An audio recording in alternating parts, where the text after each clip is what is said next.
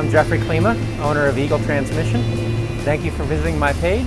I'm going to take a few moments to share some information about who we are and what we do.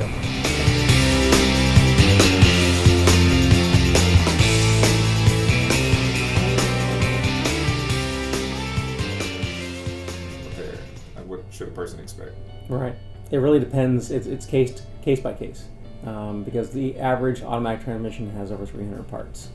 So you have to think about how many combinations of parts you could have with 300. And typically in a repair, you probably have somewhere between 20 and 35 or 40 parts you actually replace or repair. So it's a matter of which of those parts has the issue.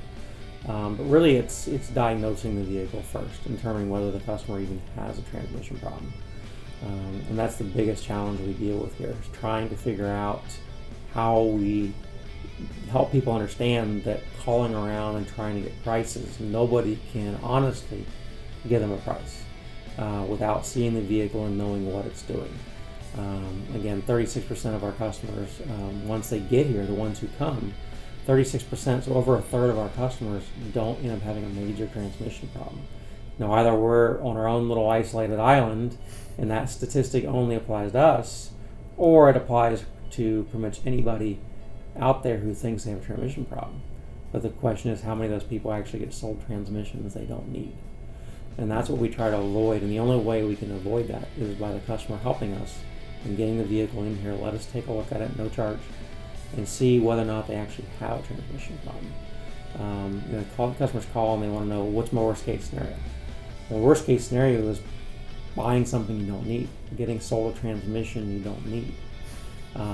You gotta be very careful. It could be, again, 36%, so it could be that you have a minor issue. Our average on a minor transmission repair is around $375, $376. So it's a lot cheaper than a major transmission repair or rebuild, and that's what we try to focus on. We just, like I said, struggle to find how we can communicate that to people. We try to use analogies. You don't call a doctor and say, my abdomen hurts.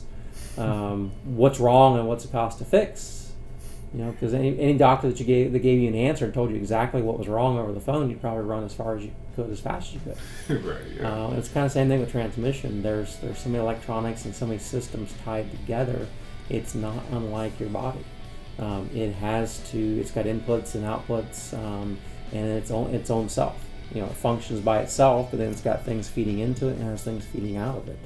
And all those have to work in unison. And if a speed sensor, catalytic converter, or tune-up, say for example tune-up, if your car is misfiring, means it's not getting the detonation, fuel delivery, it's going to chug and chutter and those kind of things. That feels like transmission problems. We get a lot of F-150s in with tune-ups issues, not transmission, but they come here with a major transmission issue. Yes. So it's really critical that we get the diagnostics done to know whether or not they have a transmission problem.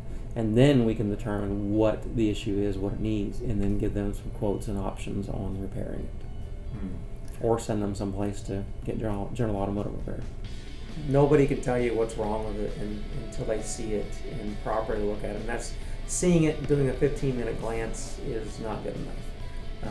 If you want guesswork, that's you're going to get poor results. You need somebody that takes the time to look at it and go through the full diagnostics, checking all your electronics, all your general automotive, and you need somebody whose objective is to figure out what's wrong with the car, not the objective to sell you transmission.